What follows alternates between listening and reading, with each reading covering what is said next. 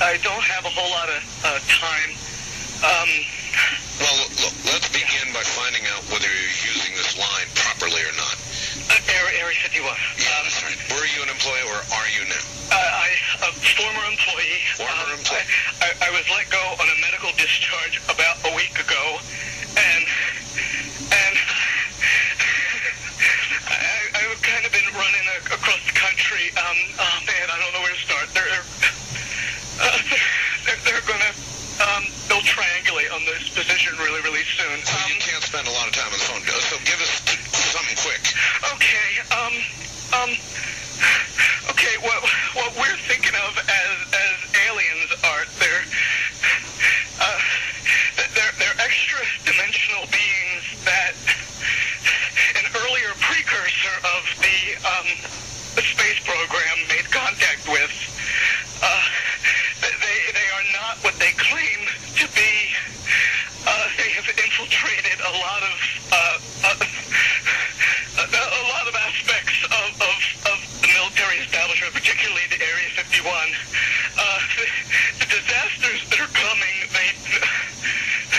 the military, the government knows about them, and there's a lot of safe areas in this world that they could begin moving the population to now aren't. But they're not doing anything. They are not. They want the major population centers wiped out so that the few that are left will be more easily controllable. Okay, some people think that aliens are from another planet. And some people think that aliens travel intergalactically, to say that they travel as people or pilots in a ship. And some people think that they're from another solar system. And some people think that they created us. And so some people think that they're here to bring about a ancient knowledge that mankind lost or something like that. Some people think that Christ is one of these individuals in a human thing or a human disguise. There are a lot of different beliefs in regards to them. And one thing has been proven true is that these beings have been deceivers since they first got here. And every time they told a ruler or a person that they came from a planet or they came from a society and that they were created under a different God than we would know, it has often been shown to be a lie. They seem to also change the story of their origin, and history has shown that over and over again. And what I mean by that is to say many times when people thought that they were on another planet, it turned out that under hypnotic trance, through hallucinations called either holographic images, they were meant to think they were on another planet. Some of them have literally woken up in the midst of having this technology operated on, and they realized that they were actually in a laboratory room. And unfortunately, when they realized they were in a laboratory room, they realized that there were human beings in that room, and there were actual, real Nephilim beings in that room. They realized that they were not on a planet, but they realized that they were somewhere on Earth, and they were in a secret place where they were being experimented on. Some of them are actually using ships, real technological ships, to kidnap people. That does not qualify them as coming from another planet, as the way they would define it. So let's understand a little bit more evidence on that. Let's go back to the intergalactic thing, okay? If they're from an intergalactic world, let's say they're from 9 solar systems away from us, and they were from a technological world that is 9 solar systems away from us, that world would be far more present than non-existent as we're in that state now. Meaning the traffic would be so heavy that you would see it, and you would clearly see it all the time. Interesting thing about space is that the solar system that we live in is actually called clean space, meaning there aren't really a whole lot of debris and gases and things in our solar system. It's a very It's very clean. But the solar systems that are around us are filled with very dangerous gases, and they're filled with strange anomalies, weird type of rocks. And basically what I'm saying is, for the kind of technology to travel warp speed at such a speed and power that it would probably kill them before they even got here. The gases would definitely ignite with nuclear energy sources. This is why deep interstellar travel is not possible, because the more and more further you go out into space, the more and more dangerous it becomes to travel. So if there was intergalactic activity going on, where people are actually blasting themselves from that solar system over to here, the traffic and the accidents and the explosions from these accidents would be so magnificent that they would be seen from Earth. And so we don't see anything like that. Not anything like that at all. And let's say they manage to get through the gases and the rock formations and everything else. Let's say they develop some type of technology where they could actually do that. Still, what you don't factor in is that you will see them coming before they even got here. And the whole world would actually see them coming before they even got here. You don't see that. So that debunks any theory that they are intergalactic. Also, if they created us, then who created them? You got to recognize that the universe is far bigger than an alien, as they want to call it. And these aliens do not have appropriate explanations for these things. They ignore these questions. At this stage, the rocket was traveling between 11 and 14,000 miles per hour when a saucer-shaped craft entered the frame. It flew into the frame like this, and it shot a beam of light at the warhead. Now, remember, all this stuff is flying at several thousand miles an hour. So this thing fires a beam of light at the warhead, hits it, fires another beam of light, and then flies out the way it came in. And the warhead tumbles out of space. In many incidences where these beings have been confronted, Jesus Christ has often been asked of them. And you know, they actually say that he's real. They can't even deny him. Have you ever wondered why? Now, from their behavior of disappearing and reappearing, that's not the behavior of an intergalactic entity. Because you are an intergalactic entity. You are actually in a galaxy. And if you were to go to another planet, let's say Mars, they would see you coming because you're in a ship. You would actually try to communicate with the rulers. You would communicate with the people. They would see you coming down from your ship in a normal intergalactic travel way. Have you ever seen these entities do that?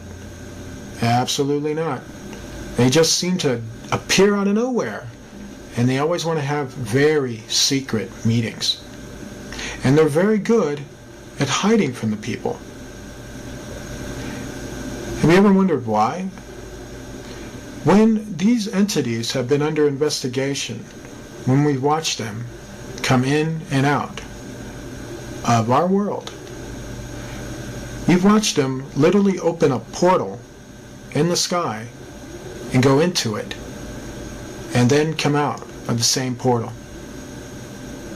This spiral portal has also been shown that it can be created in satanic occults.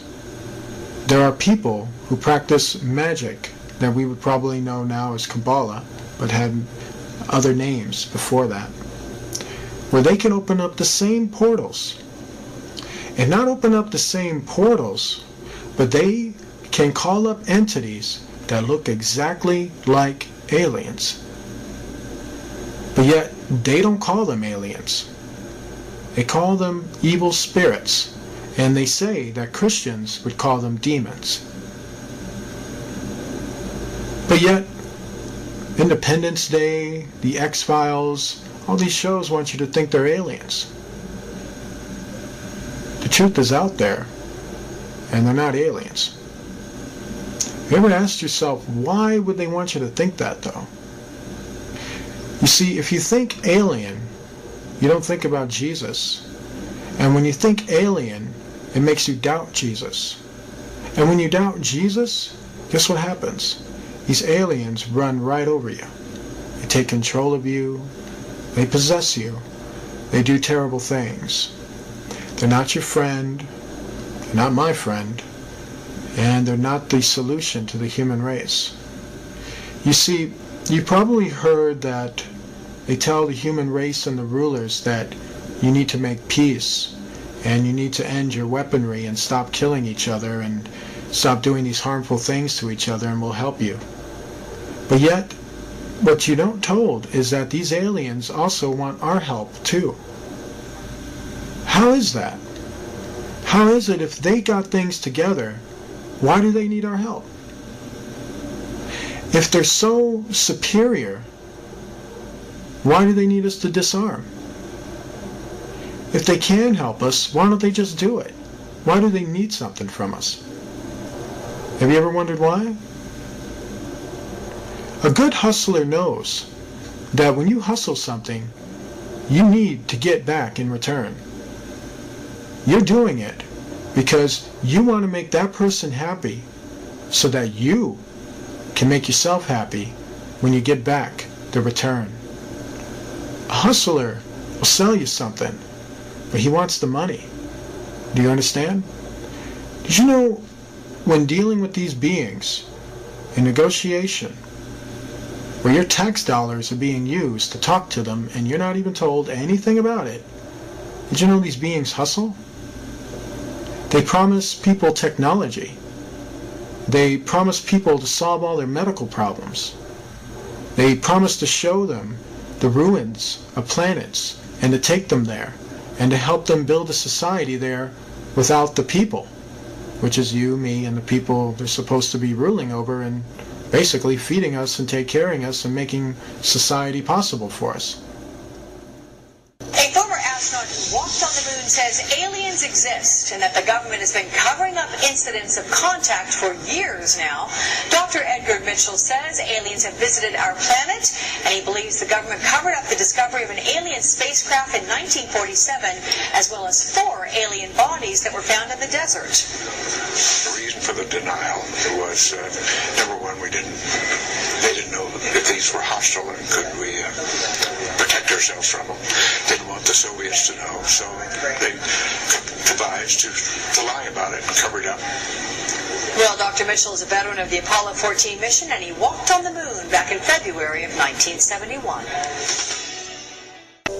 I've read about this incident you had in 1951, and you said you saw literally hundreds of unidentifiable flying objects. Yes, they were flying quite high. How high we couldn't tell because we couldn't get anywhere near their altitude. But they were either very large craft way up or smaller crafts still well above what we could get to.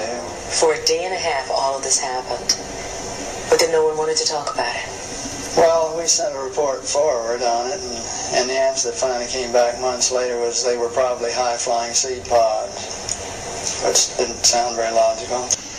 But the real question here that we've been addressing is, have we been visited? Are we, since we are now a spacefaring civilization, having only gone to our own moon, but have our visitors, the aliens, have they come to us? And all the evidence says yes.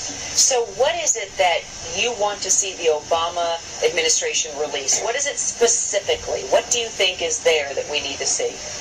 Well, the other nations, and this has been a global phenomenon, other nations in just in recent history, the Belgian nation, the French, the Brazilians, the Mexicans, the Argentines, all of their files have been opened up.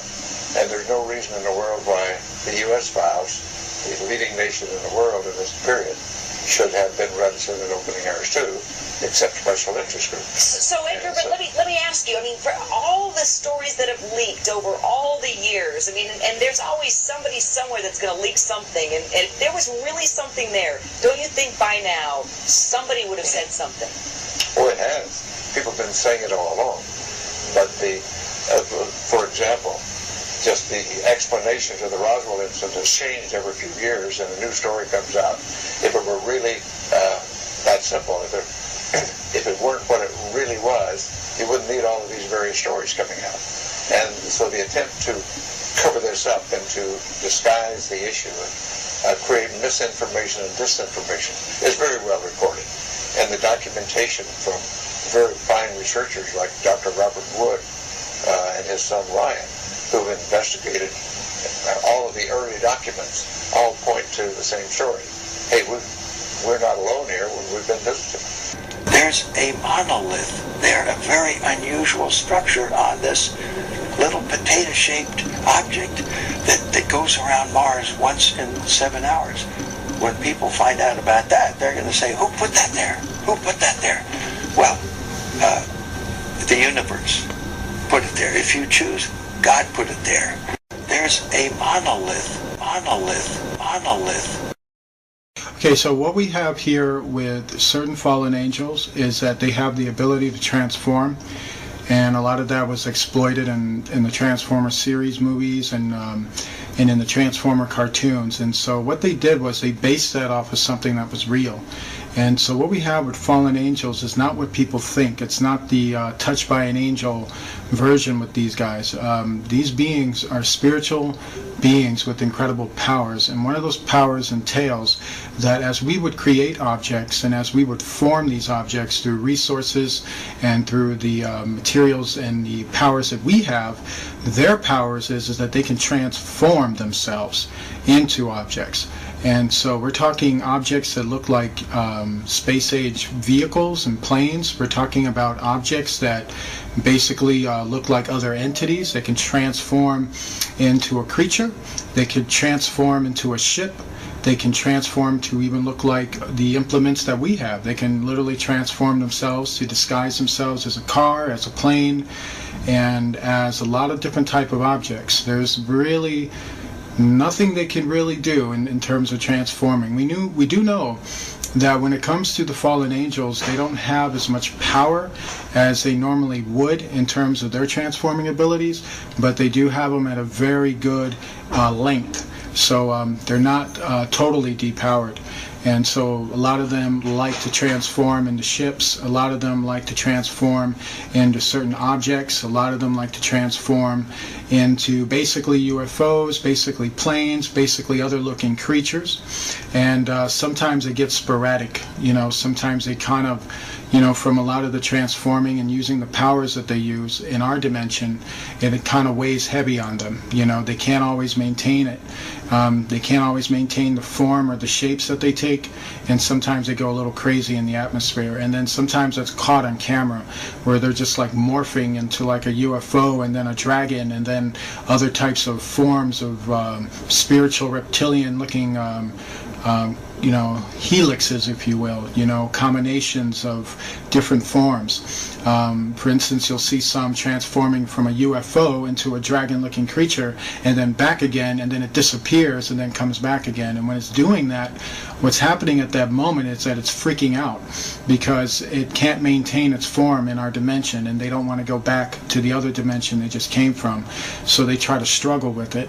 And sometimes when they come into our dimension, they're pretty set in their form or their shape, and they're able to maintain it for probably long periods of time before they end up dissipating, and then another group comes in. And so there is a weakness to them, but we don't have the weapons to really combat them, to tell you the truth. I mean, fighting them is like throwing sticks at them. It's not going to work. You can throw a nuclear warhead at them, and that's not going to work. You can shoot bullets at them, and that's not going to work. When it comes to the full spiritual beings, the full fallen spiritual beings, I'm not talking about their Nephilim children, who are another story, because they can morph too, but not as well as the fallen angels. The fallen angels, to understand them, they're usually balls of light And then they have demons that can also appear that way. So it's tricky identifying them. But one thing that you can do is when you pay enough attention to them, or if you spent enough time observing them, you start to notice how the demon lights are not as transformable as the fallen angels. Fallen angels are, they can basically transform within seconds and disappear within seconds. And the demons, or the spiritual demons, they seem to maintain a certain form, and then they're known to just basically dissipate a lot quicker. And so that's probably the only way you can tell on that end, when it comes to these beings. Aliens are two types. Aliens, as what people will know them, are actually fallen angels. And fallen angels have more power than people think. They're more creative in their deception than people think. Fallen angels like to pretend to be aliens. They'd rather you think something different other than what the truth is. And then you have the Nephilim, who the Bible says were the children of the fallen angels. And they too still exist, and they too have been mistaken as aliens. And so what we have, like in the time of Enoch, when the book of Enoch was talking about it, it very much confirmed that there was a time when these beings lived on earth, and they came from a dimensional world, and they actually came, through portals, basically. Enoch saw them coming from another world, literally another world beyond our world, and that has nothing to do with the solar system or the galaxy or how we would know the universe. This universe of theirs is behind our universe, and they can open up doors, spiritual doors, basically, portals that have spiral shapes, and they resemble 666 shapes, and they basically come through the portals. And when they do, they tell people they're aliens, or they tell people they're gods, or they tell people that they came from Jupiter or from Mars, and they tell people they're going to solve all their problems. And then when people deal with them, and this is our rulers, by the way, our rulers make deals with them, and even if it involves hurting us, they'll make those deals with them. The globalists don't believe in Satanism. They believe they're contacting interdimensional aliens through the drug use and through the electronic interface, and they believe, and actually write about, Ray Kurzweil, all of them, that they're going to merge with the machines, blast off into hyperdimensional space. And that's why they're so crazy. That's why they want to get rid of us. That's why they're smiling and giddy and acting so nuts, because they believe, if you're a psychiatrist and are hearing this, understand, whether it's real or not, they believe they are in contact with these entities and are being directed by them. That's why they're so evil. And the entities are telling them eternal life, total power, total control, everything you could ever want. Just kill everyone. Set up a world government. Build this design we're telling you. Build what we're telling you. Build this. Build this. Let us through. Build the Hadron Collider. Open the dimensions. Let us in. We're going to really help you. We're friendly little guys. They'll think for 1 minute they come from a planet. Next thing you know, well, we didn't come from that planet. We came from another planet. And, we didn't come from that planet. Oh, yeah, we did come from a dimension, but... You know what I mean? And so they lie. They've been lying for like centuries. So the thing is, when you look into them, when you really, get some guts and decide to, investigate them and find out where do they come from by simply, doing the things that investigative science taught us, which is to investigate, origin, investigate matter, investigate movement, investigate all these things that would make a person or defy what a person is. How you can tell something is a dog and what a dog does and where a dog goes and what a dog eats and what a dog does in terms of, its lifestyle. And so when you do that with, so-called alien study, guess what you find out? You find out they don't come from another planet. You find out that they don't move galactically. You find out that they move interdimensionally. They move through parallel portals. When we talk about like Enoch, when we talk about what makes Enoch so important, why, what's the big deal about Enoch, why is everybody going toward the book of Enoch? There's two reasons why. What happened in Enoch's time is happening now in our time. And that's scary, because what happened in his time was pretty messed up. Okay, so what we had that occurred in Enoch's time was that there were rulers that were on that earth, powerful rulers who were worshiping evil spirits. These evil spirits told these rulers that they came from another planet and that they were going to solve their problems for them, and that there was more God than just the one true God. And so they believed in that for like hundreds of years for a while, and these were like descendants of even Seth. And what happened is that over time, while these rulers were worshiping and not taking warning from the other sons of God, those entities backstabbed them. And what happened is that the more and more the rulers worshipped them, and the more they got control over what they did, it allowed those entities to enter further and further into our world, to the point where they received enough energy and enough permission from these rulers to literally enter our stratosphere. And when they entered our stratosphere, they came in full invasion force. The book of Revelation tells us that's going to happen again. We are living in the stage where the beginning of that is already happening. So what we put this picture is Hitler basically meeting up with the fallen entities, and that was basically irregular for him. He had a very large interest in basically following them and basically communicating with them and basically talking to them. And these beings were, very much part of the plan and the destruction of World War II. You'd be amazed at the fact there's a lot of attacks in World War II that they actually took part in, that history tries to cover up or tries to bury. I mean, if you look back at maybe 15 years from 9/11, so many people will have a different view and a different explanation to that. But when it all comes down to it, the Bible tells us that fallen entities are involved in our leaders, and our leaders shake hands with them and greet them and, are happy to see them. Hitler is also very much involved with the 13 council members, and so he's very much a guy who reports to them. And this is one picture that you're looking at right here. This photograph was actually snapped, I believe, during an attack at Antarctica, if kid you not. Hitler didn't die in 1945. He actually died later on after World War II because he was hidden in that base for a while.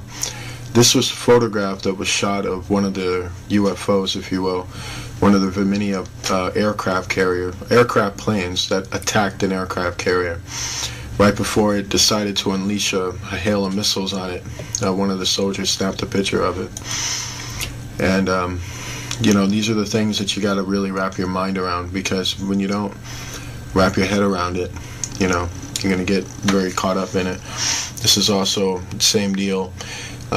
What you're looking at the bottom with the heat source is very much the fuel injection of the plane, or the Virginia. This is also another photo shot of the Virginia. And what you're looking at right here is kind of what I'm talking about here, is some of the engineering components of some of these Virginias. They have a circular fusion type of power, and it's right at the center of the Virginia. And basically fusion, that's basically using type of nuclear fusion with water, and basically sends it into a lot of hyperactive speeds. And it's just very, very advanced, and it just show you just how advanced we were in World War II, which would even implicate to you now just how more advanced we are now, and how so much of that is not shown. And what you're looking at here is another case of that. You can see how sleek they build these Virginias, and you can see how well they've gotten to the point of building them. They're nowhere near to the point where they used to be, but they've gotten there now. A lot of this was help from the fallen angels, because our rulers by that point did not have a lot of mental capacity behind this, and so they had to be retaught how to rediscover their own inventions, which is very sad. But it's the making of their own doing. If you look very closely at this, you'll notice I believe it's a 50 cal machine gun that was built at the bottom of this one. And what you notice with these things is that they're usually machine guns that are basically placed inside the Virginia, and then they're released to come out and then to be used against upon other people, basically to open fire on people. And to show you the military strength of these things. You have something as well here. You got a guy standing on top of one. And what you have here is also another one too. And as you can see, it's pretty much parked there. If you notice the Rolls Royce that is near this UFO, it's to show you that, you know, the elite were the ones that were privy to this type of stuff. They were the ones that were there to watch it and look at it and examine it and admire it. And what we have here is the same angle, same deal. And this is probably one of the very well-known ones. And one of the things I need to mention about this thing is that a lot of the times when they were launching these Wominias, a lot of the Wominias were to be launched to go into the planets, basically to the moon, Mars, other places, other secret locations on Earth. Many times they called in witches to basically conjure up demons for them, to guide them or direct them certain portalways that they would fly the instruments into and then come back in and out. A lot of the things in their world is not what you would think. It's a lot more worse than that. And same thing that you have here. You had one basically hovering up about with the airplanes basically hovering over it. And what you have here is another base basically. It's a design of a base, but it's basically a design of an energy source. If you look at all the contraptions that are connected to the triangle points, those are called energy bars. And with these energy bars, basically, they're like giant transformers that can fuse powerful energy, and they all connect, kind of like a wiring, and all the energy will be centered to the center of the main core of the energy source. And what you're looking at here is what they used to do with pyramids a long time ago, and now they've invented these circular type formations. And all these things are about energy sources and advanced technology. This is also a blueprint of a Wominia, how to build one and how to construct one. You'll notice some things about it. Wominias usually are about, they have basically 3 levels or 3 floors. You have a top level where that's where the operations, flying, things like that. And you have a bottom level. One is for laboratories. Another, well, laboratories will be at the bottom, and the middle sections are their homes, basically where they sleep in and where they rest. And this is a model for a really big giant one. This is the Nazi base, and what we have with this base, it's very old. It was built in the starting building construction on it was in the 40s, late 30s to the 40s, and right now it's one of the most advanced colonies on the moon. It has technology that would literally blow your mind away. Right now there's about 2 million people living on that base. It's actually a city, and it's very, very big, very huge. You have literally advanced space age technology there. It's one of the last things left of the Reich Empire of Hitler. It's now part of the Rothschild Illuminati colonies, and they control it right now. And it's basically their moon base, and it's just very, very advanced. The swastika building, as you're seeing, is very huge, and there's so much more in that area that's very much shrouded in the darkness. But if you were to get on the ground level, you'll see just how huge and massive this thing is, and just how big it really is. The top part of it is a huge satellite on top, and just very, very advanced, filled with aircraft hangars and all kinds of other advanced technology there. Basically, they almost live in a Star Trek world there. It's quite interesting. What we had here with the astronauts doing this was that they were setting up mirrors, and what they were trying to do was, they know that in the occult that certain mirrors scare off evil spirits because they don't like to look at themselves in a mirror, which is another reason why evil spirits like to appear as the host or some other entity or person their real, true form is so horrifying that it even horrifies them. And so that was the aim at setting up the mirror. But the mirror was so, how do I say, it's so amateur. You know, they were basically using folding mirrors, and just wasn't a smart idea. I think it was just more done out of panic. You know, one of those things you do where you're so scared, just figure out the next thing to do. And what you have here is the same deal. They were basically on a base, and they're in basically a facility that's mostly underground, but it has a few bases on top, a few housings on top. The government really hates this picture. They hate it for a lot of reasons, because it's too real. You notice the golf club there, and that was from the fact they were playing golf at the time. So, you know, basically to, I guess, I don't know, to relax their nerves. When they were told to get off the moon, they found it absolutely offensive that they actually came up there to play golf, which is why Americans are not welcome on the moon, because they're considered to be ignorant, and they're considered to be rude. And you know, I haven't seen anything that could tell me otherwise. This is like another shot of their getting confronted by fallen beings. Notice this pit right here. They were basically filming the animal life underneath the caravans of the moon. There's a lot of species on the moon. A lot of people don't know that. There are beings called selenites who have wings. There are reptilian creatures that are under there. They resemble small little, from what I understand, they resemble small dinosaurs or small dragons. They're very, very small. And this type of species, they have one for the moon, and there's another species like it on Mars that they tunnel under the ground. At the time when they were doing this was a later Apollo mission, as you can tell with the rover they had.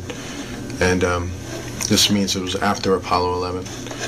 And then when this mission was going down, basically they got confronted by the fallen angels. You'll see them up here. There's actually 5 of them coming around. But every one fallen angel is probably like 20 or 30 of them. Remember, they join themselves. They basically fuse themselves together and travel in a light source. And so I always remember that, like when Jesus said to the demoniac in the garden of the Gardarians, the tomb areas, he basically asked him his name. The demon gave one name. He said, "I'm Legion." One name, but yet we are many. But this is the kind of show you, like when Beyonce says, "I'm Sasha Fierce," there's a whole lot more people to Sasha Fierce. And so that's kind of what you have with aliens too. They travel in the same way. Same thing here. You have 2 of these beings coming around, coming up the surface, and basically there too. Basically I have a similar thing, got a light source showing an odd spectral being in the air, and more spectral beings here. Very similar to what I'm talking about. You see how they travel close together. You got one here, and then you got one here. The Bible says that they're beings of light, meaning spiritual beings. And these are also pictures of basically them covering up moon structures. This is NASA telling you there's nothing up there by erasing what's actually up there, so that you can go home and think there's nothing up there, even though you'll never go home and think, well, if there's nothing up there, why are they doing this? You know, what's the point of this? Why would you do that? You know, that's basically to show you that they're hiding what's up there. They don't want people to know about what's going on there, what the deal is, and stuff like that. So that's why you have a lot of these buildings that are just being basically covered up. Same thing here. What you have here with this structure is that it's a ruin, a very massive ruin, and it's basically a temple. And from what I understand, it's very, very huge. The structure is probably a good 5-6 miles wide, with probably going up to about maybe 15 miles high. It's very, very huge, and it's one of those structures that hardly ever gets talked about, but very, very powerful indeed. And We have more of the same type of thing here when they were basically landed in this area here.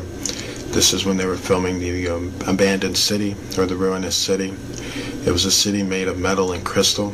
I kid you not. Many of the buildings had huge giant holes in them, or they were halfway destroyed or hanging. They were mostly ruins. They filmed and actually shot photographs of this massively wide buildings, massive area, and had to cover up the whole entire thing with pitch black.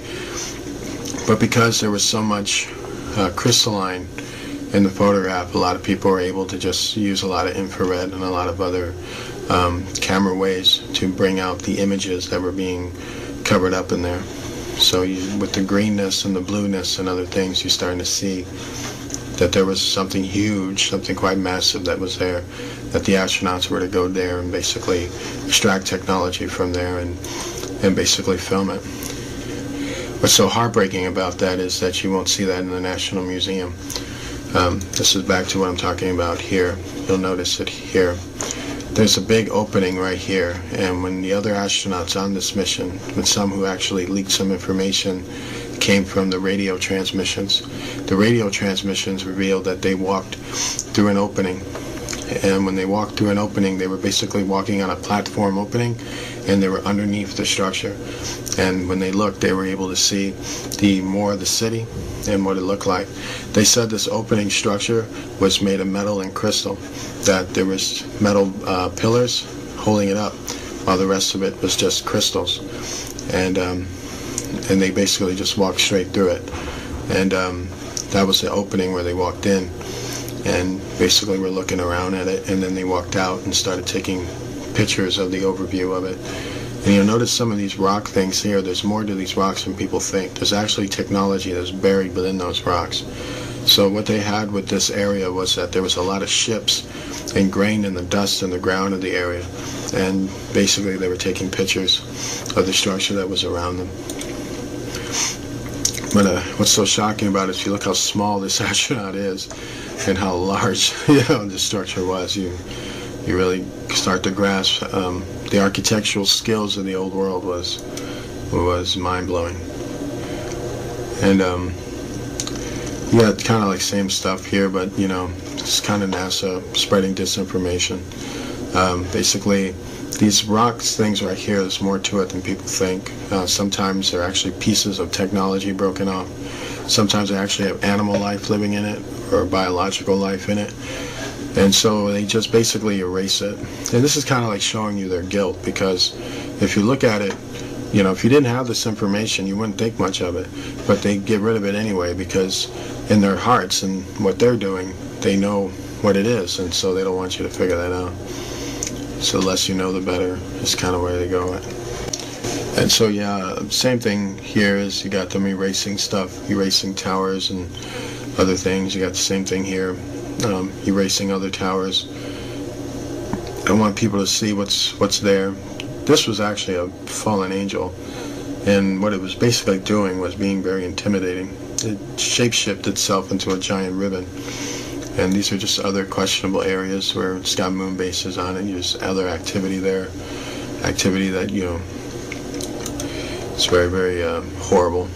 Most of it, if it's secret, it ain't good. These are pyramids that are on the moon, and you notice 1, 2, 3 of them from the shot angle. Actually 4 right over here. From the shot angle of it, you'll think that these pyramids are close together, but they're actually not. They're probably maybe 3 to 6 miles apart from each other. And basically in that time, pyramids were built for energy sources, kind of like a big giant battery to light up your city. And that's what they were there for, basically. And this is to show that they're somewhere near a ruinous city, and they're not too far off from it. And just very powerful. And same thing here. What we had here were UFOs kind of lying on the surface. They looked like giant bugs, actually. And basically these things started to pop up when these astronauts started to take pictures. This is one of the major reasons that spooked them to get off the moon. Many of these astronauts, actually, when they went to the moon, a lot of them thought they weren't even coming back. They were that scared by it. Basically, we have more, same thing here. We have a statue of from what I understand, a goddess-type ruler with a sword that's been broken off. Where you see the handle of the sword here, and you see its blade end right over here. Very interesting because it's old world metal, so it'd be kind of interesting to look through that a little bit. Very, very interesting indeed. We have here was a Viminia ship. This is known as a smaller Viminia class ship, and this comes straight from the old world. So this was an old world ship, meaning it wasn't built by the government. It was built by a government those thousands of years ago. And basically, as you can see, the 3 holes there, it was attacked basically. And but looking at how advanced it is, it's marvelous. From what I understand, they were going in there to take away computer chips that were on it, and to get a schematic, basically, of how it was built. Just a beautiful ship, though. Nothing really quite like it. And what we have here was the type of engines I was talking about in terms of Viminia. This is one of their engine capsules. And if you look here, this is the crystal that's right in the center of it. And it's basically built to fuse power and H2O, basically. And they fuse it inside this crystal, and basically it's used to power up an entire ship. And so this is why they came to that area, because they knew what was there, and they were trying to extract the technology. And what we have here is basically a pagan altar built on the moon. Quite interesting. But this was from a long time ago. And basically that's what they did. And it's just quite shocking. This is more stuff here. You're looking at more ruins in the ground here. And looking at just a kind of oblong structure, really. It's, if you look at this blue thing right here, this is actually what they couldn't completely cover up. But this is to show you that massive blue crystal city that we just got through talking about. This is one of the beams that's being shown that they weren't able to cover up completely. And it's just very mind-blowing.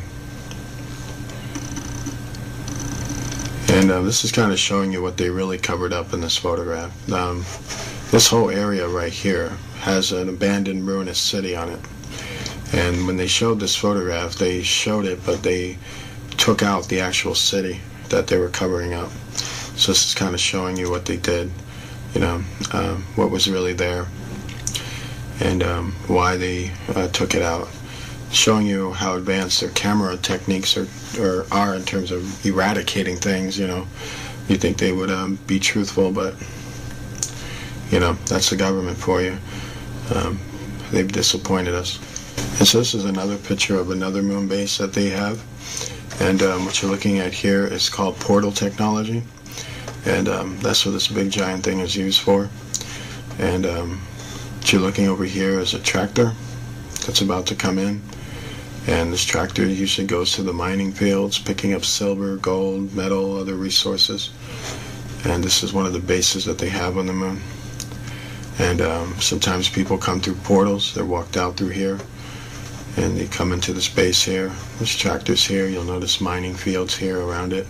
You'll notice this big flash of light right here, which had a lot to do with the fact that when the astronauts came close to it, the fallen angels appeared, because fallen angels are everywhere on the moon, and basically guarding a lot of their evil things that they got human beings involved in.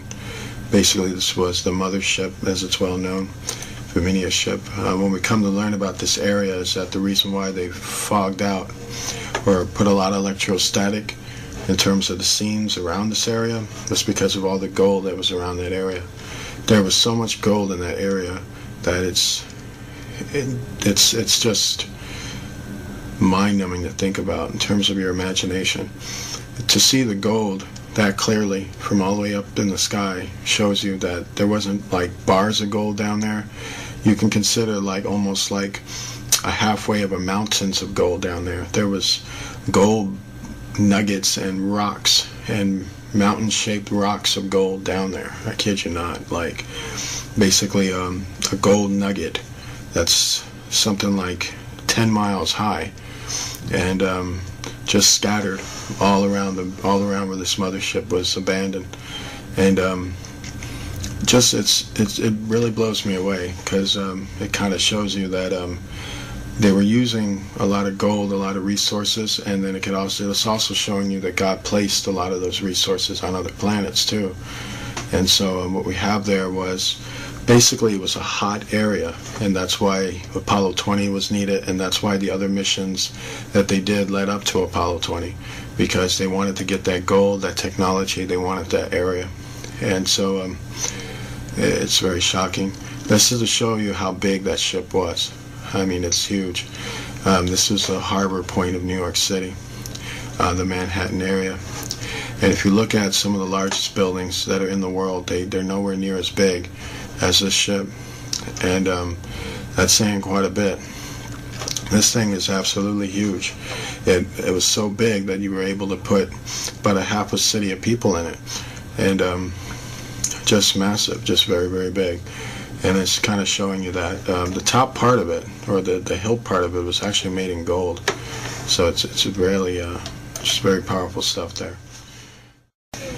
Alright, so what we're looking at here is called, first of all, from what I understand, it's an old world structure, and it had something to do with basically a meeting ground place, if you will. If you ever gone to an airport, usually the first thing you go to when you go to the airport is that you go to the airport building.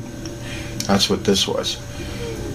Basically, it was a place where people gathered when they were about to take off.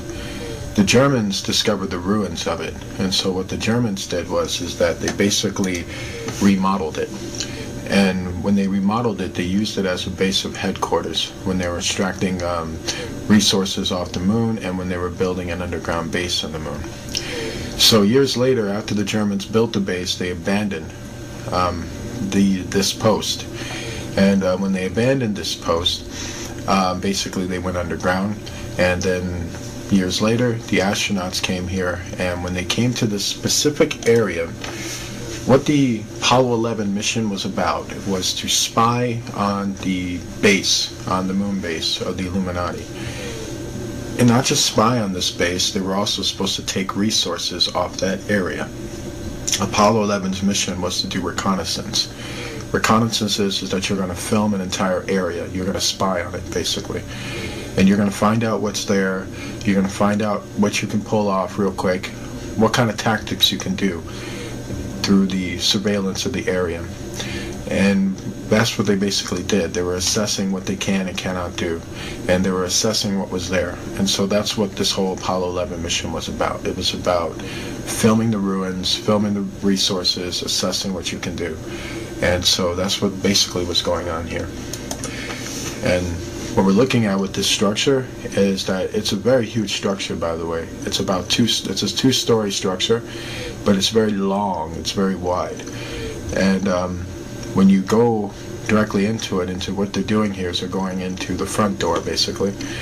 And when you get a very good look at it, you start to see what I basically mean here. You can basically see there was a time where basically what you're looking at is the inside of an airport, if you will, but a space-age airport. There was a time where people would be, well, basically they'd be lined up over here, and you got these other buildings and other rooms where people basically would have had their office, if you will, and, you know, there was more to this structure. A lot of it was destroyed, but there would have been a lot of technology around it. So by the time the Germans got to it, the Germans would have just remodeled it, you know, put some new structures on it to hold the building up and things like that. Once it was abandoned, it was just, that was it. So you'll notice some things about the walls of the building. You notice that they're very bright. You notice that when they come in with the camera, it seems like the whole thing seems to illuminate. It has a lot to do with basically the walls. The walls are made out of alabaster. Alabaster makes things glow, kind of like marble does. And so, from what I understand, this structure was a combination of alabaster and marble, and kind of like a white stone, if you will. And so that's why it has a very type of eerie glow. This is one of the astronauts walking. We believe this was Buzz, actually, with Armstrong filming. And if you take a good look, you notice some things here. You can see kind of what I'm talking about. You can see how this is an old world structure with some new structures in it, but this is kind of like an old world kind of line, if you will. It's a place where people lined up. And the more and more you get a very good look at it, you'll notice these archways. Archways are places where people would gather. They'd be coming in and going out. And you'll notice some other things. You look at these beams across right here, you'll notice that some of these beams are attached to the old structure, which is to hold it up. And you'll notice the ground is very broken up, and that has a lot to do with the destruction that the building went through, or was basically hit with, a long time ago. And you'll notice now he's filming another room, which is here, and he's about to go right into that room. And so what he's doing is that he's just walking along it, and you start to notice some rocks, blocks, and things that have been broken apart. You'll notice here also how it's one room here, rooms here. You'll notice how it looks very much like a big giant office building. And that's kind of what you got to really put into you, is that is what you're looking at. Is that you're looking at a building that had an administrative function. And even in the old world, it had an administrative function. And when the Germans took this land, they made it also into an administrative function. And then until after a while, that was pretty much it. And so that's what you're just looking at here. You're looking at a building that used to house very advanced technology, and then the Germans used it, and the Americans spied on it and walked in there and wanted to get a very good look at what's inside there. From what I understand, there was circuit boards that were left around in there. There were metal pieces as well. So basically, they collected all the circuit boards and all the metal pieces, all that type of resource that they can carry back with them while filming the rest of the structure is what they did. And pretty soon you'll see that when they're digging up these metal pieces into piles. And so you're looking at more of the structure. What he's basically doing now, he's getting more closer near the ruins of the structure. Now as you see what he's doing, take a very good look at what he's doing. He's looking at the ground because he's noticing that there's metal pieces on this ground. So that's what he came for. And so he's looking around to see what he can pile up. Just getting a very good look at it, at the whole thing. So now you see him walking over it. And if you're wondering why they walk so smoothly over it, that has a lot to do with the uniforms they're wearing. They wear things that are about like 200 pounds, and with the shoes have a very strong adhesive, so it feels like bouncing. But they're not bouncing because of the atmosphere, they're bouncing because of the shoes that they're wearing. And if you look very good at it, you notice how the structure is missing a floor here. You'll notice how with this building, the entire top floor that should be like a ceiling on top of them is not there because that has been wrecked, destroyed. And so only some part is holding up in the back while the front part has been basically gutted. And so this is just more of that. You see these beams here, and then you see these archway beams that I want to keep mentioning it to you. You see more arch beams here and more arch beams here. And that's just to tell you, that it was an administrative building, and people would have been lined up here, they would have been lined up here, they would have been going into another building here, getting their papers or getting prepared for flight. Then they come out of the building, and then if you notice, right at the very far end of this building, it's about maybe a mile off, or half a mile off, is where the Virginia ship is, the one that Apollo 20 went after. And that's to show you what that area used to be. It basically used to be a massive space-age airport. So you're looking at some of the buildings that were left over from it, and this was one of the administrative buildings that they had. So that's more, what you're looking at. If you take a very good look at it, you see how this building, had levels. It was a 2-story building with a lot of floors, a lot of inner floors. So basically levels of rooms, bedrooms, office buildings. Basically, that's, what it was, basically. And so I just want to keep reiterating that because, a lot of people look at this building and they'll think it's alien, or they'll think, the Germans built it, but it's a lot more complicated than that, and also pretty simple at the same time. And so it's pretty tripped out. This is what I'm talking about. If you look up here, you can see the floorboards up here, and there's floorboards here, and then all of a sudden there's just this big opening right here, and that's because half the floor on top is missing. Basically gutted. And a lot of things like that, alabaster walls, but you notice how some of these, wallings here are more darker. They don't really shine that well. And so it's to show you that the Germans had to, like I said, remodel. They had to put some of their raw material on there to kind of hold the building up so that they can use it. And this is Buzz in the middle of it. And, it's a funny thing with Buzz is that right at this point, when he's standing in the middle of it, just looking at it, what was going through his mind is the fact that he just could not believe that this was there. Like he's just mesmerized by the fact that somebody built this here before he ever got there. And now he's thinking also, man, I got to go back and tell the people that we're the first ones on this moon and there's nothing here, while he's in the midst of the truth. It's a very eerie moment for him. And if you notice how still he is, he's just standing there, just looking. And so it's just to kind of give you the insight of, what's going on with him. He's just really mesmerized by what he's seeing. And let's get a good look shock at it. You can see how big this building is in terms of width. It's a width building, definitely. But it goes for quite a bit. Like, you got these tunnelways that are going all the way, or hallways, if you will. They're actually hallways. And going all the way down and all the way down. You see how long this building was. It was probably close to about a mile long. And it's very, very huge in terms of that. And so one thing about old world buildings is that they emphasize a lot on width and length. They were very astute at that. So that's what you got going on here as well. Also, you'll notice there's more hallways here. More doorways, hallway down over here. There's another section over here. It's just mind-blowing. Top of right here is actually the main ceiling right up here. And it's kind of a box-shaped structure, an oblong box-shaped structure. And once again, Buzz is just more in awe. You notice how slow he's moving now, kind of looking around at it, just kind of in disbelief, just, really blown away by what he saw. You're looking at it right here. This is another hallway point, and where they're at, their module is right over here.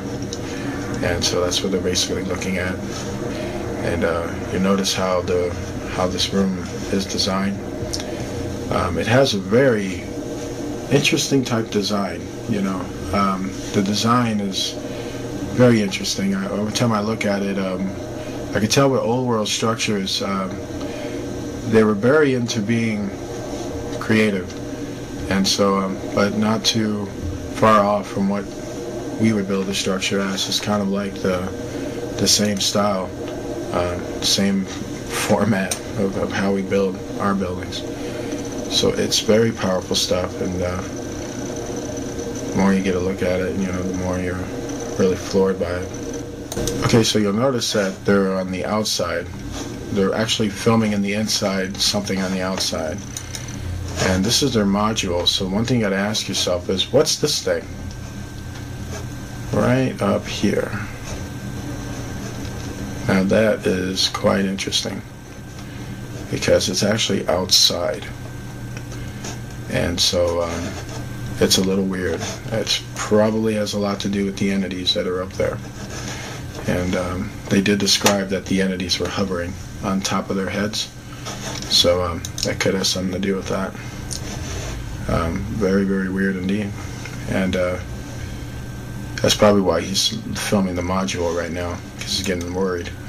Okay, this is what I was talking about in terms of picking up metal fragments and circuits. Now, if you notice what he's doing, if you take a very good look at what he's doing, that's exactly what he's doing. He's collecting up circuits, he's collecting up wires, and he's collecting up metal pieces. And he's basically piling them up so that they can basically take them out of there. And that's what Mr. Buzz right here is doing.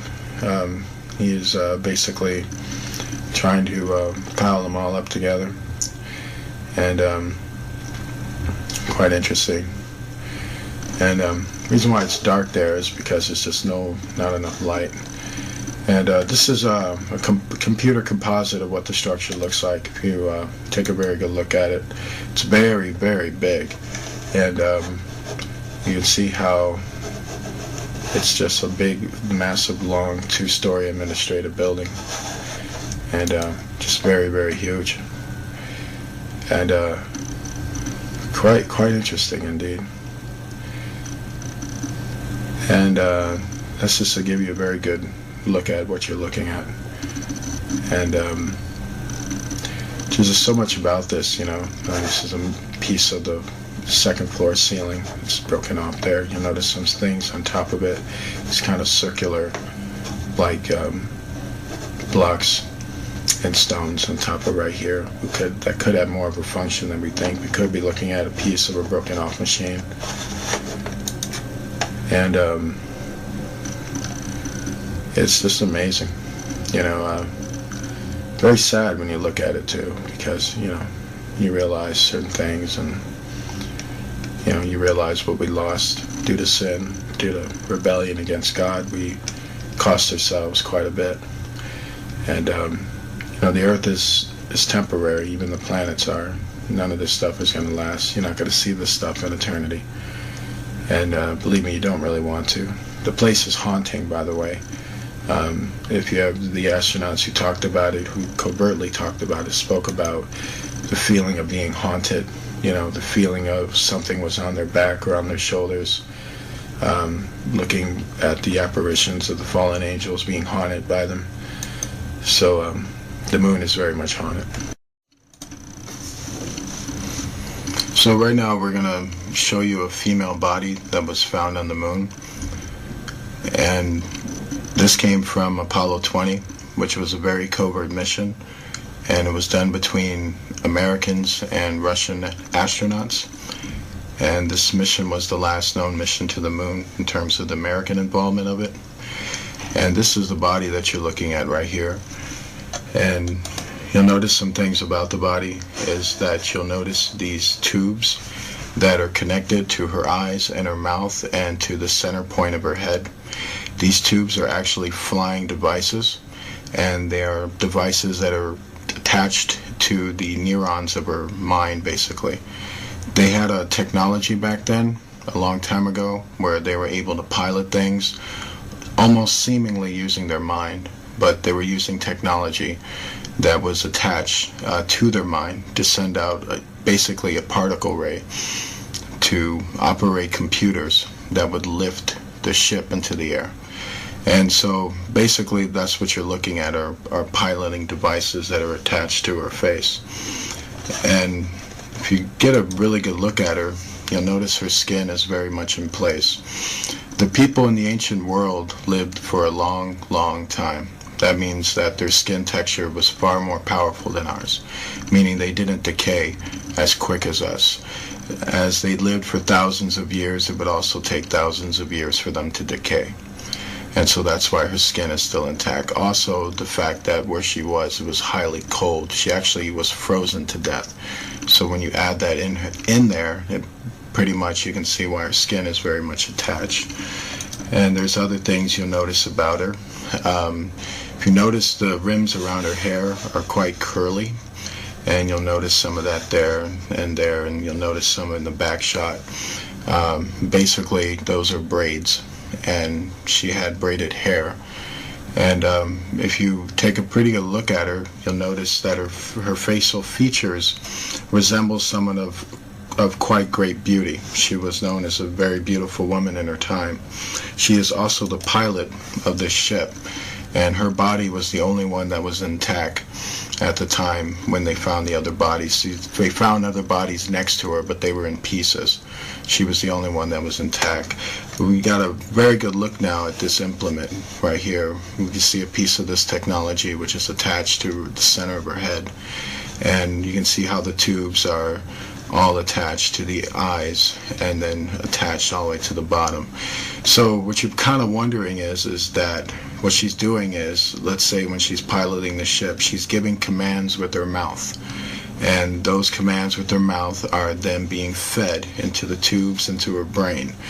And what it is that there is a machine that is attached or can send a signal from that machine all the way into this device in her head, which would then send the commands to the ship, sort of like being on a cell phone and talking on that cell phone and powering the whole entire ship through it. Very advanced communicative technology. So advanced it makes a person look like they're psychic almost, but there's just technology. And that's a very good look at the device here and here. And this is just mind-blowing technology, just very mind-blowing. You got to really wrap your head around it. You know, here are more of the braids that are pretty much frozen. Her whole entire hair was frozen in, and you just really got to wrap your head around it. The people in the old world in the time of Noah lived in an advanced state of technology, and so the way they looked, the way things looked, are not what you would ever saw them as. There has been a lot of science fiction films, but the truth is so much of them are disinformation that they never really showed you the raw, real appearance, they knowing of what the old world used to look like. And if you notice how her mouth is in an expression of fear or kind of an expression of panic, it's because she was frozen to death. So apparently she was basically in a state of terror at the time she died. This is one of the astronauts trying to find a way to remove the tubes off of her face without damaging her face. He's trying to find a way in there. I want you to take a very good look at this note because it's very, very important. This is actually a piece of paper of the ancient language of the old world. This was the language that we used to speak a long time ago. This was the language that we had before the Tower of Babel, that incident that busted up all the languages of the earth. This note is written in cursive writing, and what you have up top of here, and this is from an analysis of the note. We have not been able to translate the note or figure out the components of the lettering. We have been able to figure out its vocal intention, however, and we have been able to figure out that it's a note styled after the type of notes that we see today. Basically what you have up here is a name and a date.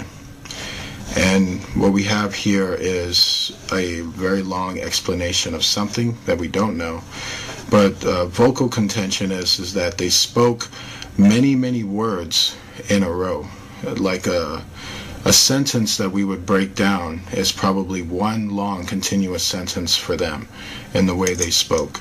And that's about as far as I can get with that. This is about as far as any investigation has been into that. It's a combination of basically cursive writing that's similar to English cursive writing, and the letters are almost similar to English. So what we have here, is a more close-up look at what we're speaking on here. You notice that it's very cursive, but you notice how the sentences just continue to go on. And you notice it's more cursive here, design, but the sentences don't have a cutoff, they don't have a punctuation mark or a dot. They just continue to go on, and they continue to go on. Then you have a more type of high signia right here, and then it continues to go on. This is to show the kind of language they spoke, how they spoke continuous sentences. As we would stop or pause, they would continue to go. And their whole entire language was almost like a song. This is done in songs. Songs do this. When a person sings a song, it's a continuous chorus. It's just going on, and you understand what the song is. Their language was similar to that. And it's just very fascinating. I wish I was able to tell you more. I wish I was able to translate the whole thing, but we no longer speak this language, and so that's why we're not able to. The paper is green, by the way, which is quite interesting. They factored different color paper back then, and this is black ink, by the way. And an interesting tradition says that it was Enoch who came up with black ink. So that's kind of interesting. There would be people tell you they didn't have black ink back then. Well, tell that to this piece of paper. And so it's quite interesting. This is another note that was found on it. And the interesting thing that we found out with this note was that there was 3 people who signed off on it. Here, here, and here. All we know is that from analysis is that these could be names and a date, and another message here. And the funny thing is that these notes were found all throughout their bodies, or where their bodies were at. It's a sneaky suspicion that they were writing their last will and testament, and that's what these notes could have possibly been, because they're very eerily found where the bodies are, and they seem to have just been scattered, like something real bad was coming down on them, which was the effects of the flood. And one of the things people will observe in terms of what people do when they're about to die is usually they write things and they say goodbyes and stuff like that. For all this note writing, I guess they never thought to pray.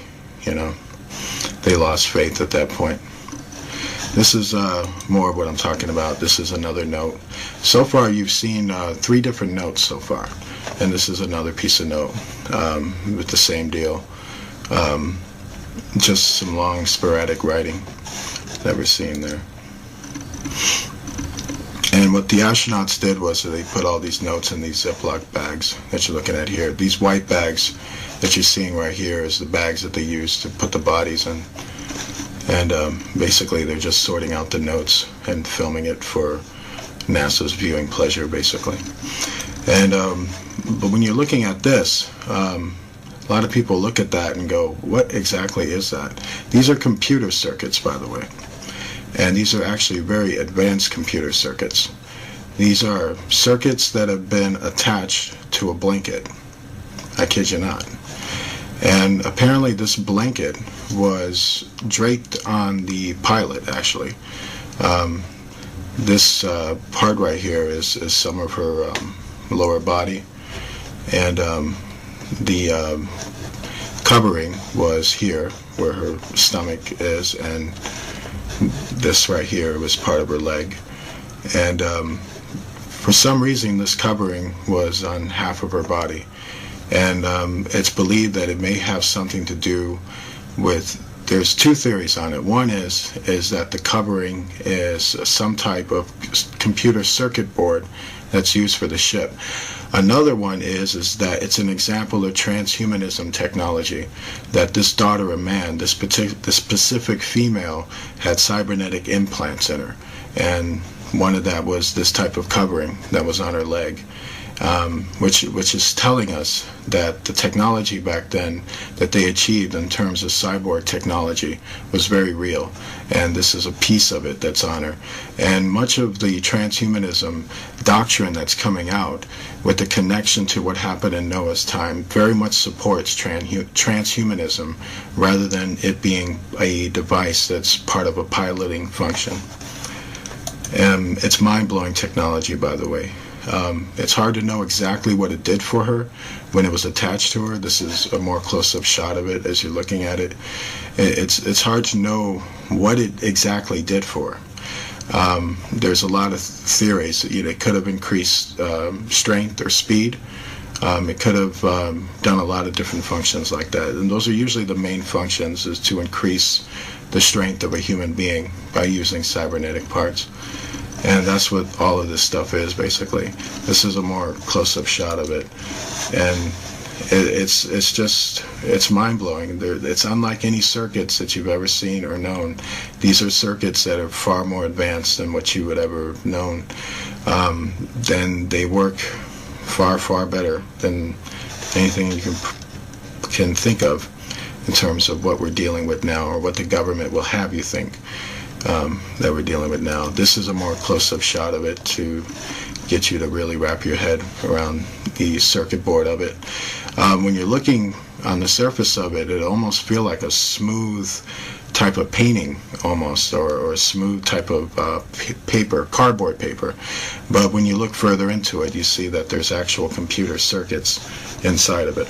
And these are the up-close shots of these circuits, and they're just basically coursing throughout her particular implement, and they're attached to her skin, by the way, and that's why the transhumanism technology makes far more sense, because it's very much attached to her actual person. And what you're seeing here is more parts of her body.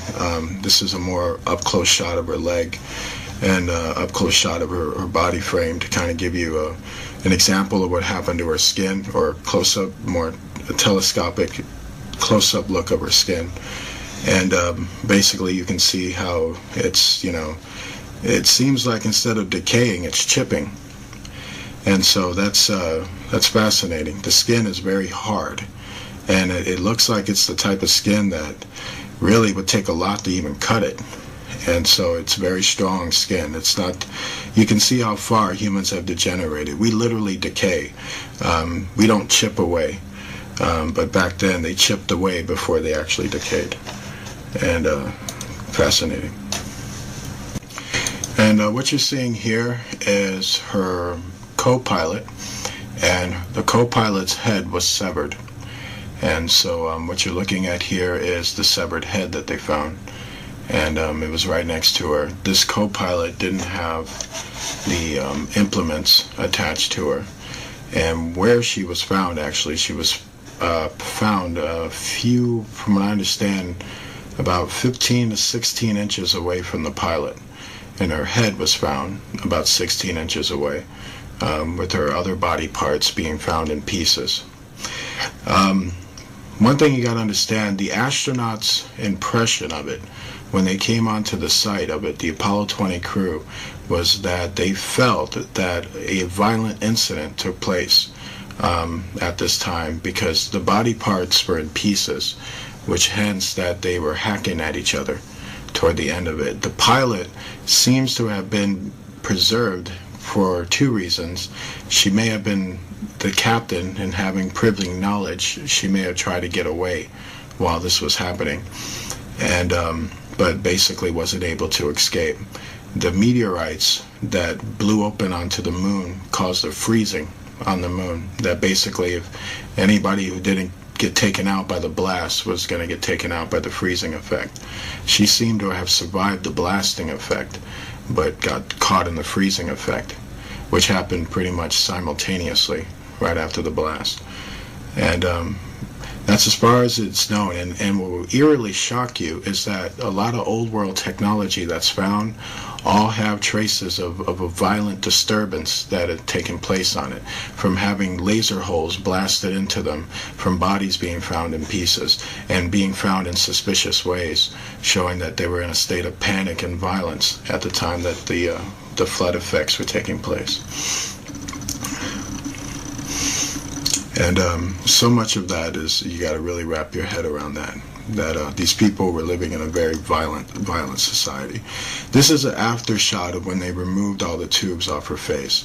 Right now, they basically got her on Apollo 20, and so this shot right here was basically to show you the after shot of when they had it all removed. They had a female doctor who was with them as an astronaut, and she was the one who removed the tubings off her face. And key things to note is that when they removed the tubes off her face, they said that this ooze, this type of eerie ooze, was oozing out of her eyes and out of her nose. They believe that that might have been part of the cartilage of her brain and the flesh of her eye. That at the time when she died of the freezing effect, it affected the circuits, and that would have fried the inside of her organs in her brain and her optical eyeball. And so that was the oozing stuff that came out. And that's why they don't open up her eye, because there's nothing in there, basically. But we get a very good look at what she looked like. And we can see she was a very beautiful woman when she was alive. She has very voluptuous lips and all that stuff. She's gorgeous. A friend of mine kidded me and said that it looked like Angelina Jolie. But I disagree with that. She looks better than Angelina Jolie. What we're looking at here is the natural mark that's upon her head. It's said that the daughters of Cain, or Canaanites, or people who descended from him, had deformities or specific marks that registered them as being Canaanites. And so this is what we're looking at up here. You'll notice that it's a cross formation, actually. You can see here and here, and so there would have been one here and down here. And there's a serpent form right here. And it is believed that this is the old world mark of the beast. And at that time, from what we understand, she was born with this mark. This is a mark that's actually born upon her.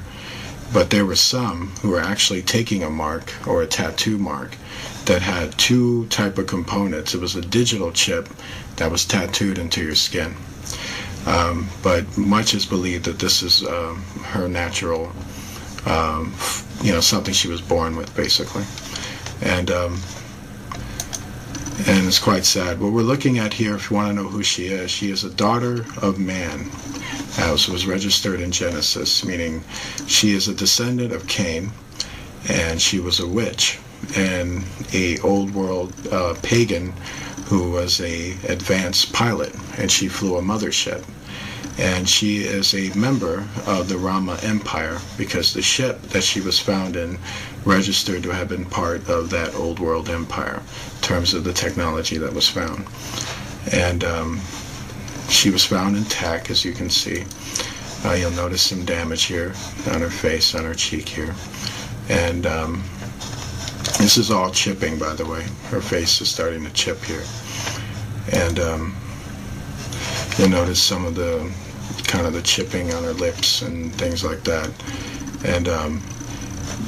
And you notice just how well her face looks. You can tell that when she was alive, she was a radiant looking woman, but she was also quite an evil woman. From what I understand about the daughters of men, they weren't the type of women you took home to mom, if you know what I mean. And this is pretty much the function. What he's doing here in terms of this flashlight, you'll notice that he's got this flashlight all over her. He's basically checking her skin out. He's basically checking for any abnormalities, anything that's out of the ordinary, anything that doesn't fit. He's trying to make sure everything is intact, everything is looking okay. You notice that he's putting this tube up her nose, because before there was stuff draining out of her nose. So he's making sure the nose has been cleared out, and he's making sure everything's cleared. You see the stuff that he's taking? So the type of stuff that was drooling out of her nose. This is actually tissues of her brain being pulled out of her nose. Says her death was pretty painful. And what we're looking at here is a very good picture of her, because now we get like a good front shot of basically what she would have looked like if she was alive. He's pulling more brain tissue out of her nose, and it's quite shocking. Noah spoke about these Pacific women. He said that these were the women that corrupted the sons of God, the human sons of God. They used to be married to some of them used to be married to fallen angels. I don't know if she specifically was, but I do know that she was one of those daughters of men who did corrupt sons of God. That I do know about her. And it's sad. It's a horrible reality to really wrap your mind around how much history has been stolen from you. That you would never ever know this, and that's totally sad. So now we're going to show you the image of the ship. that was found. And first thing we want to talk about in terms of this image is that it's a very controversial image. And the first thing you got to understand is that this image is being brought to us by a very advanced telescope. And it was a telescope that was attached to the technology or the equipment of Apollo 20. It was an instrument that they had that was extremely advanced. And so basically we're looking at an image that's actually being looked at from basically thousands of miles into space. And basically they had a technology, much like a telescope. You know, when you look at a telescope, the objects look smaller in the telescope. And so this is what we're seeing here. And they're actually seeing it through a computer screen as they're moving the telescope. And so with that understanding, that's the understanding you need to have as you're looking at this footage. And also you're going to notice there's a lot of static in this footage. That was actually done by NASA, and I'm going to tell you why you'll see that static. And if you take a very good look at it, at what they're looking at here, you'll notice how the ground is shiny. In fact, it's very, very shiny. In fact, it's shining yellow, and that's because there's a lot of gold. And when it starts to static up a lot, that's actually what they're trying to hide. They're trying to hide the fact of what they were really looking at and what they were really going after. They were going after gold, technology, resources. It's the same old man with the same old hang-ups, no matter who's ruling it. And so if you look onto this side right here, you'll start to notice some gold here, and you'll start seeing kind of strips of it all on the ground. But it starts to get more stronger around here, and then when you start to see it. And what you got to notice about this round gold plate up here is the fact that if you were on the surface looking at it, it basically would look like a mountain of gold down on the surface where you would be at. That's a lot of gold, people. This area is Fort Knox right here. This one area right there. Probably more so. And then look right here. There's another massive mountain of gold right here too. And that's just mind-blowing. I mean, there's gold on the moon, and a whole lot of it. And there's an area there that just has a big, massive mountain of gold. And that's what this whole area is. And that's why they're going over this very, very smoothly.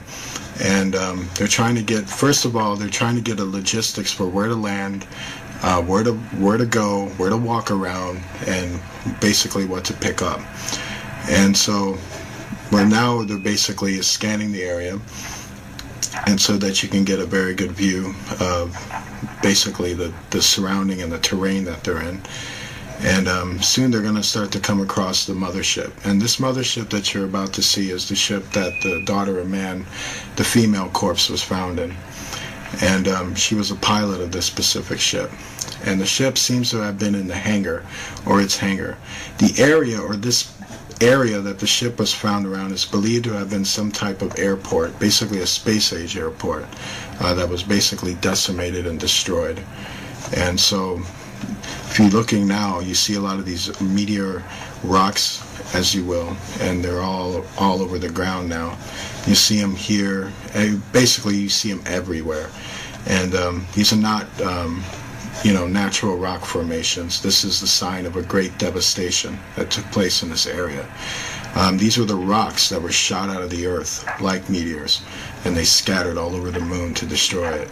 And so that's what you're seeing, is these massive holes in the ground. And now you're seeing it all through here. You see these things starting to light up right here, here and here. This is more gold that's being found there. And it's all over the place. Now the static comes, and this is NASA. NASA's trying to now hide what they're trying to see. Now it's more gold. And not just gold that you're seeing here and here, but now you're starting to see the ship itself, which is right there in the hangar. And the more and more they get closer to it, they can start to see it. And you'll notice that the ship's main, what you would call the bridge, if you will, the screen that covers it, is made of gold as well. And that is a big, massive gold plate too. And you'll notice that now they're getting more closer into the ship, and now they're looking at it. And keep in mind also, like I said, telescope technology is what they're using. You're looking at a computer screen from their ship using a telescope machine. So they're actually telescoping this image from their ship onto their ship so they can get a look at it. So knowing that, to know that's important is because this thing is a lot bigger than you think. It's actually far bigger than Manhattan itself. That's how big this ship really is. So knowing that, the ground and everything else is far, far bigger. And so if you notice how these golden massive nuggets, mountain nuggets, are shining off the ground, it's just to show you how much is down there and how big this ship is. And if you notice where the ship is, you notice this big circular thing that's around it. That was part of the hangar that it was once in, but you also notice it's been destroyed too. And so right now he's basically looking at the nose of the ship and he's trying to negotiate a way in. And so right now they're getting an outer look into it before they'll go into a more deeper telescope to get a more detailed look into it. So basically that's what they're trying to do. And then you notice these big holes that are right on top of it.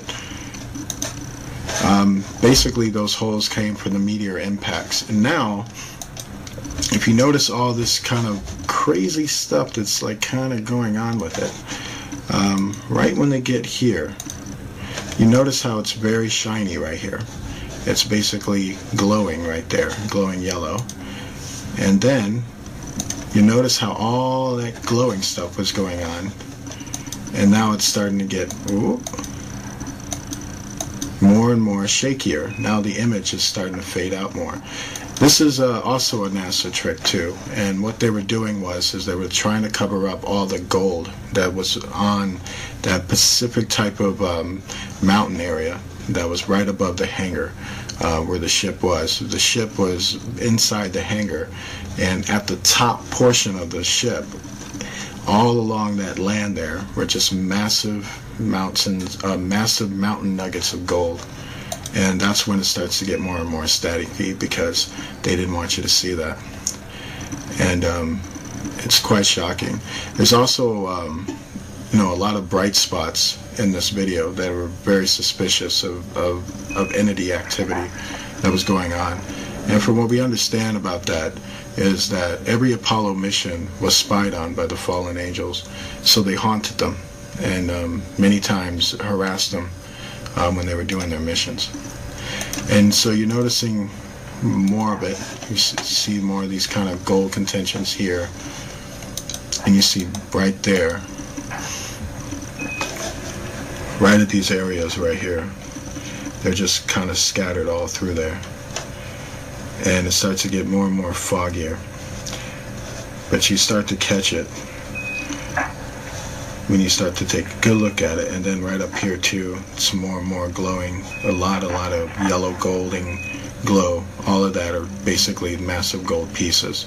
And with the light, basically all that lighting, that red-blue lighting that keeps happening every time they focus the camera over there, that was NASA's effect on that, basically trying to cover up what the camera was catching.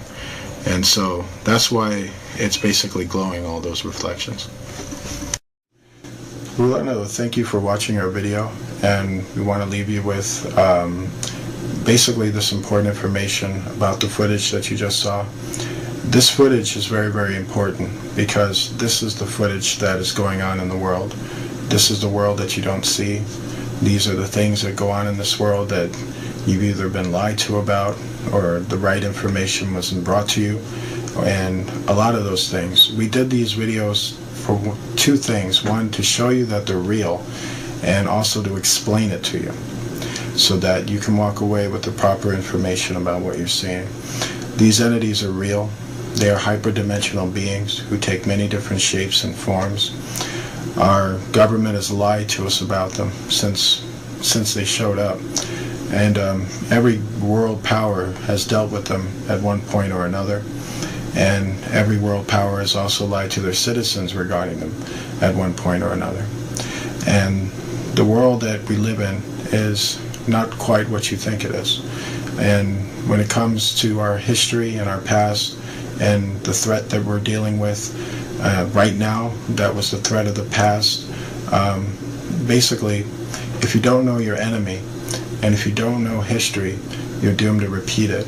And it's best that you wrap your mind around the truth of what you're seeing and understand that it's real. And we're affected by it each and every day, and we're always close to it each and every day. It's a time to basically reflect on what you saw and reflect on your faith in Jesus Christ, because he is king of that world that they come from, and he has everything in place. It's a time to really take what you saw and realize that the Bible supports this. This is the reality the Bible's been talking about, and this is what you've been denied in church. Church should be teaching you this stuff, but instead we have to. We hope more people will teach others. God bless you and good night.